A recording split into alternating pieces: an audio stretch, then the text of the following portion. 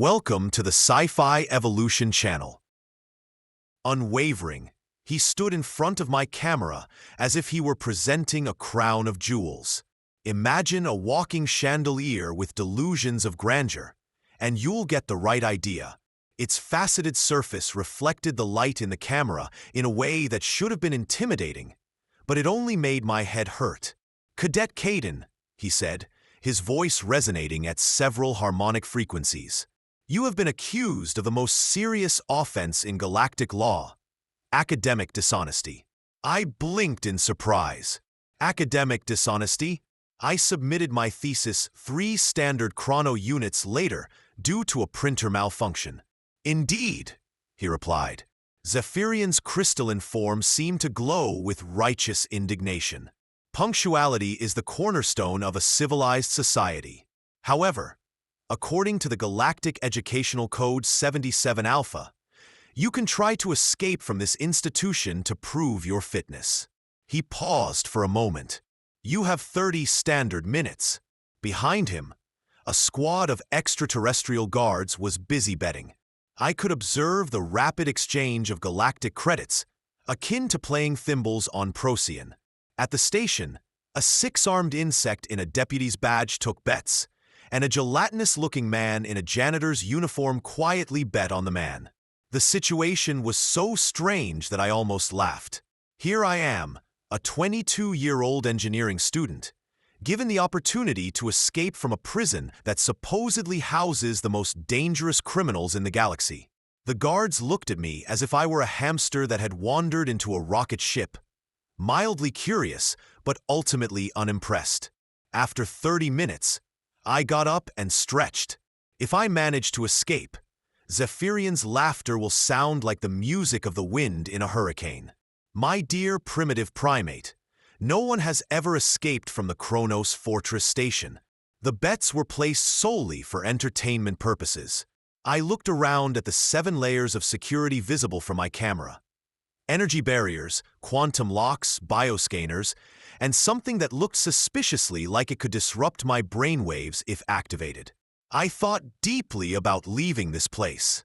The entire station echoed with the words, "Xenoengineering, unnecessarily confusing, absurdly expensive, and potentially vulnerable in ways they never even imagined." I said, "Well, then let's see what humanity can achieve."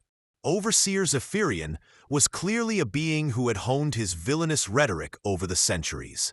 He gestured majestically with crystalline appendages that refracted the light of the station into a rainbow pattern on the walls. "Let me enlighten your limited mammalian intelligence about the 7 levels of security that make Fortress Kronos Station impervious to escape." KRAGS deputy, the insectoid who took the bets, said something that sounded like laughter. "No one has crossed the 3rd level in 3 centuries, Warden Zephyrian complained. "The 1st level consists of energy barriers with a biological code that respond only to authorized genetic codes. The 2nd level is the quantum entanglement system. The 7th level is the control center where the supervisor is located. The 8th level is a power source that provides energy to the entire facility. The 9th level is a communication system that allows you to communicate with the outside world. The 10th level is a security system that monitors and responds to any threats. The 11th level is a medical institution that provides medical care to the staff of the institution. The 12th level is a research institution that conducts research in various subjects. The 13th level is an educational institution that provides training for the staff of the institution. The 14th level is a recreational facility that provides recreational activities for the staff of the facility. The 15th level is a food establishment that provides food for the staff of the institution. The 16th level is the waste management institution that manages the waste for the institution. The 17th level is a maintenance facility that maintains the facility's infrastructure. "What about the 7th level?" I asked innocently. Zephyrian's eyes sparkled with pride as he described the outer shell, which was 30 meters thick and built of a unique adaptive material capable of withstanding direct hits from dreadnought-class weapons. It self-repaired faster than any cutting tool could pierce it. The guards made a noise of admiration. The stakes kept shifting, and now the odds were about 10,000 to 1 against me. It seemed that the gelatin cleaner had doubled down on humanity. "Are there any questions before we get started?" Zephyrian asked. I raised my hand, feeling like I was back at freshman orientation. "Yes? What is the composition of the walls?" Deputy Kaarax's mandibles clicked with amusement. He explained that the walls were built of a xenocarbon composite, including shock absorption matrices and energy distribution systems, as well as quantum-tunneled energy channels running through specialized residential units. In addition, there were rooms for personal hygiene. The whole group stopped, and Zephyrian's melodious voice broke off slightly when he mentioned the restrooms. "You see, this is a biological necessity. Humans are a bit more complicated in this regard." The aliens exchanged glances. The deputy director consulted with a device resembling a tablet. The database indicated that people require regular disposal of biological waste. "Exactly," I said cheerfully. "So, where's the nearest bathroom?" Even more confused noises and crystal resonances. Apparently, in their meticulous planning for the most secure prison in the galaxy, they missed the possibility that some species might need to use the facilities. The bedding was agitated, although I wasn't sure if it was because of my obvious mental disorder or if they sensed something intriguing was going to happen. Zephyrian regained his composure. "Very well. There are toilets on every level, but please keep in mind, Cadet Caden, that your 30-minute timer starts now, regardless of your primitive biological needs." A holographic countdown appeared on the screen. I grinned and started to approach the energy barrier. I was captivated by the intricate details of the station's design. The guards seemed to be having fun while I pretended to study the blueprints, but I actually admired the careful planning that went into every aspect of the security system. I ran my finger along the energy distribution lines in the drawings, marveling at the complexity of the system. Quantum-tunneled energy channels passed through specialized residential blocks in the walls. Each channel is individually screened and monitored. Deputy Krags informed me with pride. "Any interference will cause an immediate reaction." "The lockdown," I continued, "and these dwellings are built of the same xenocarbon composite as the walls." "Naturally," Zephyrian agreed. "The uniformity of materials guarantees structural stability throughout the complex." I nodded meaningfully, noting that the aliens had, in fact, built their prison out of a very expensive and fragile crystal. Sure, he could withstand a plasma cannon, but what about the good old stress? "Well," I announced, "I need to use the facilities. Which way should I go?" The guards exchanged even more confused glances before Deputy Krags gestured towards the corridor with 3 of his 6 hands. As I walked away from my cell, I heard them making extra bets on whether I would actually try to escape through the plumbing. The bathroom was a peculiar space, with sensors scattered everywhere, devices adapted for creatures with various anatomical features, and walls decorated with the same crystalline and composite materials as the rest of the institution. I started my research by casually leaning against the wall, pretending to be interested in the gadgets. The crystal made a faint creaking sound under the pressure.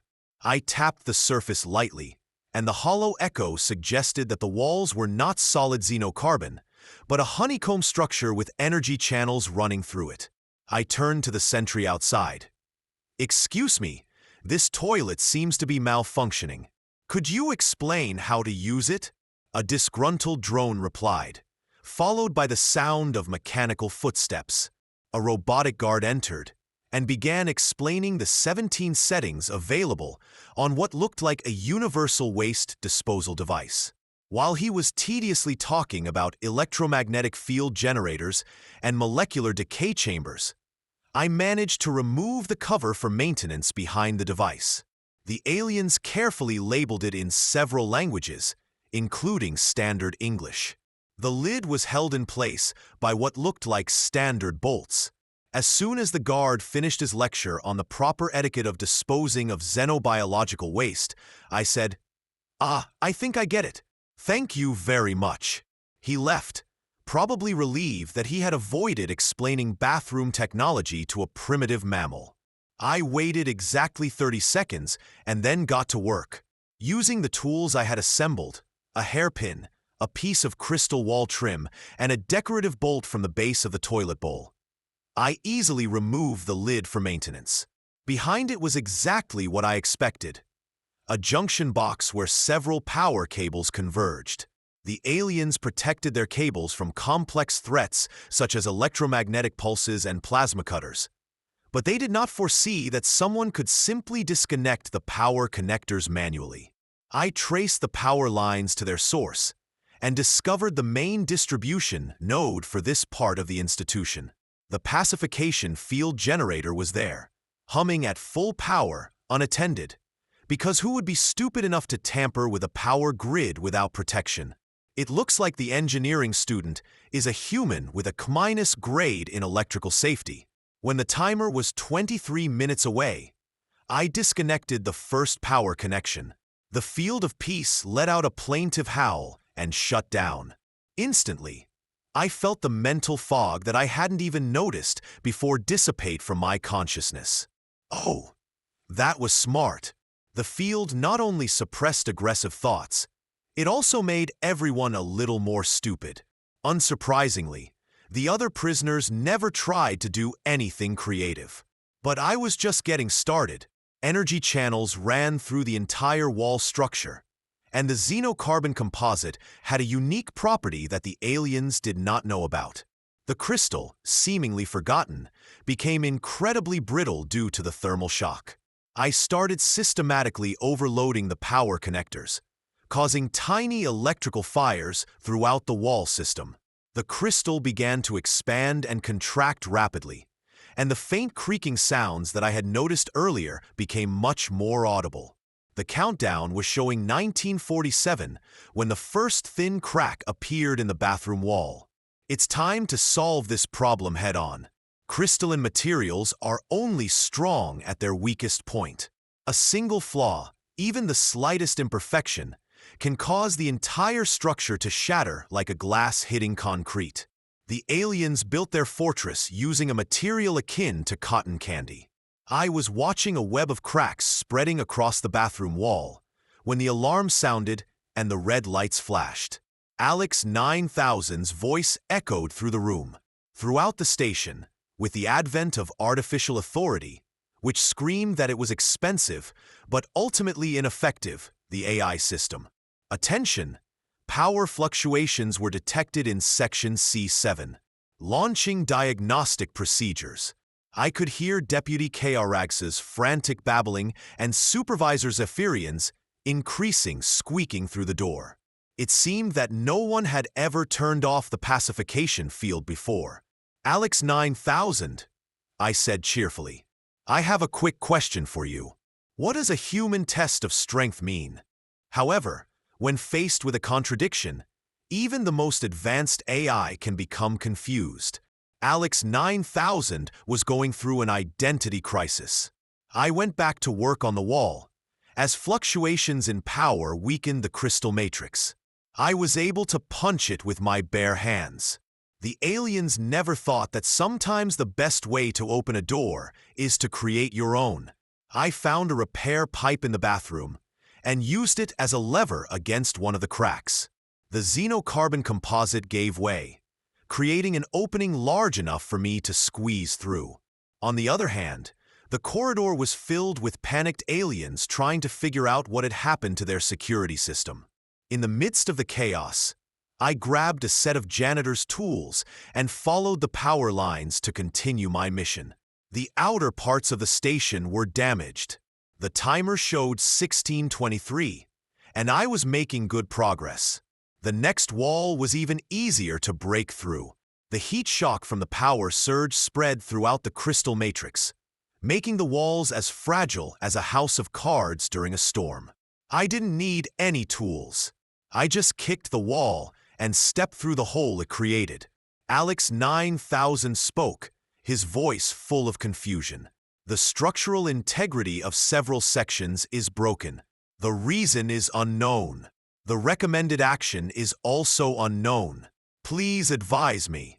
Behind me, Supervisor Zephyrian's crystalline voice rose to frequencies that probably caused headaches for everyone in the facility.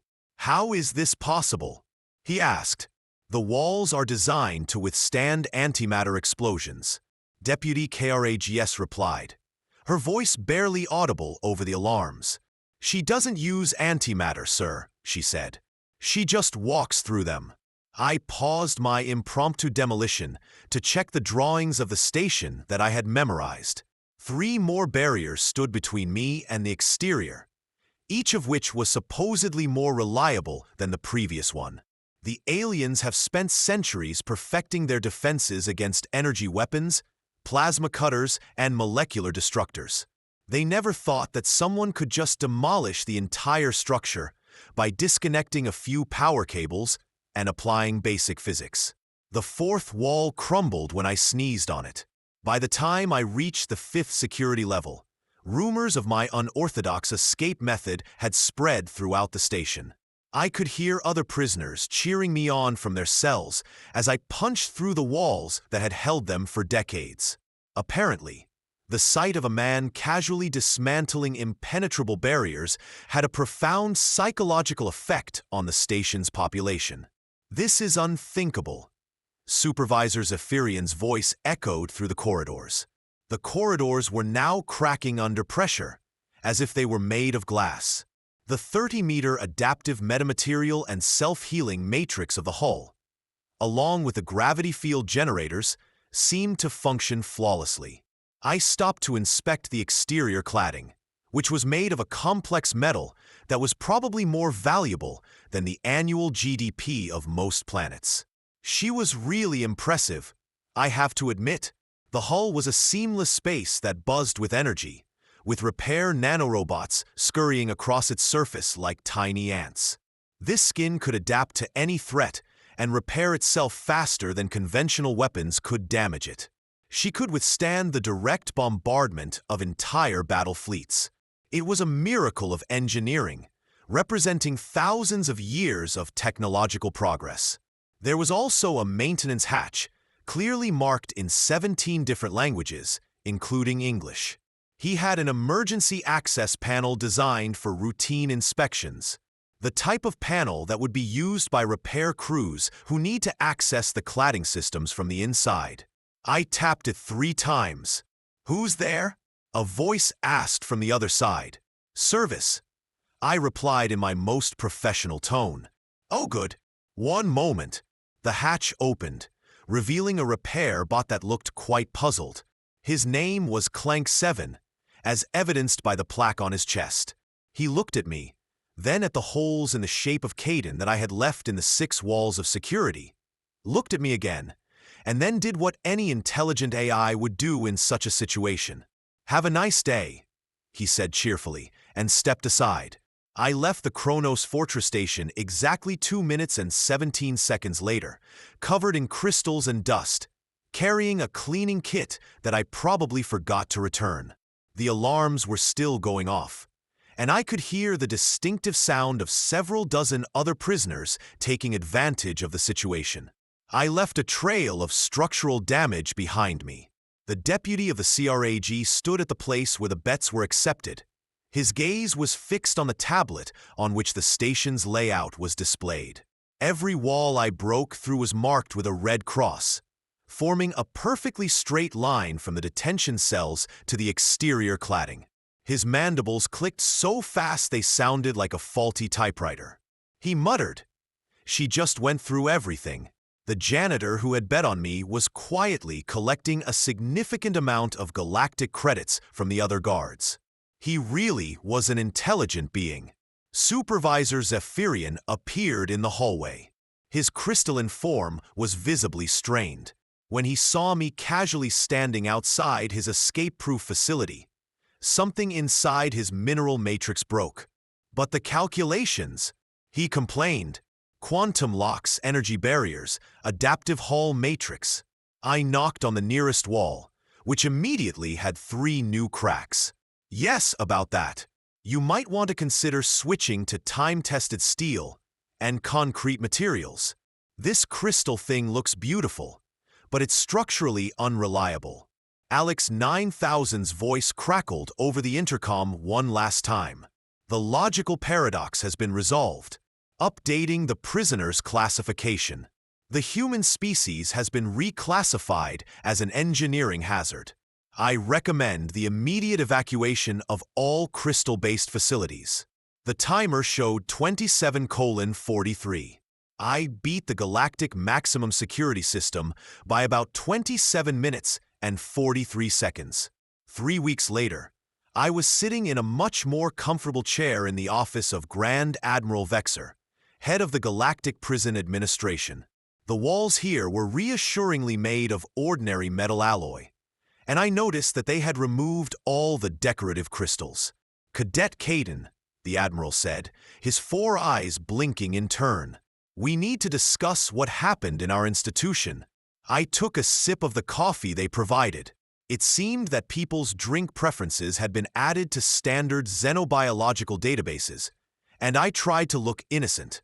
I still don't understand how submitting a dissertation 3 standard time units later is academic dishonesty. Admiral Vexar consulted his tablet, which now had a very durable protective case.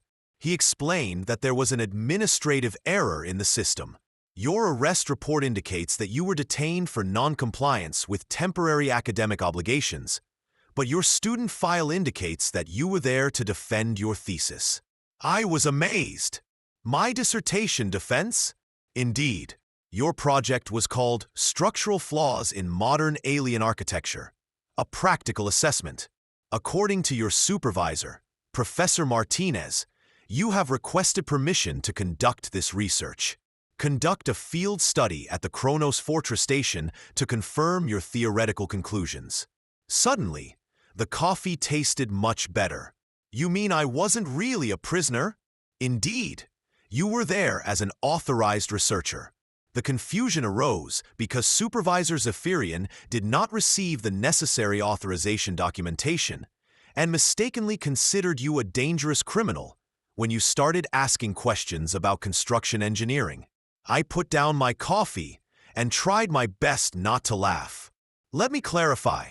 I inadvertently organized the most successful prison break in the history of the galaxy as part of a university project.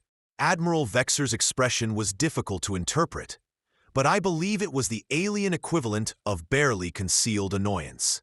Your practical assessment has led to a complete revision of our security protocols, the early retirement of Supervisor Zephyrian, who now teaches pottery on a peaceful agricultural planet, and your promotion. A gelatin cleaner who seems to have better judgment than our entire security team. What happened to Deputy KRAGS? He was appointed to our new People Relations Department. It turns out that someone who can quickly calculate the odds on betting has a real talent for assessing risks. I nodded thoughtfully. Alex is still processing your logical paradox. We estimate it will take another 6 months before he stops asking us to define primitive species.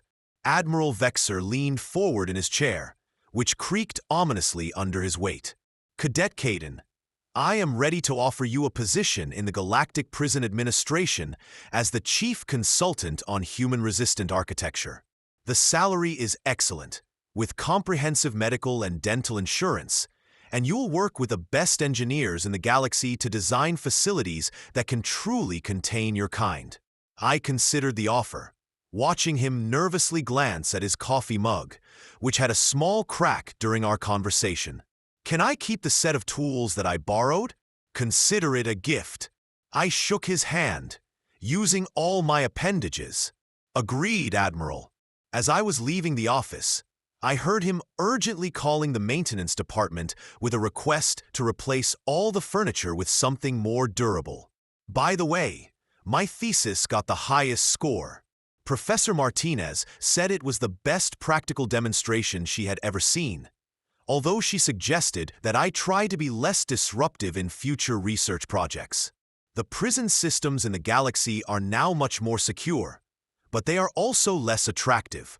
When you're trying to contain the kind that solves problems by hitting with improvised tools, practicality always trumps aesthetics. The Kronos Fortress prison eventually turned into a successful art gallery. The holes I made in Caden's shape were turned into works of art. Walls have now become a permanent feature, perpetuating the success of practical engineering over theoretical limitations. I visit her from time to time, and the entrance fee helps me cover my student debts.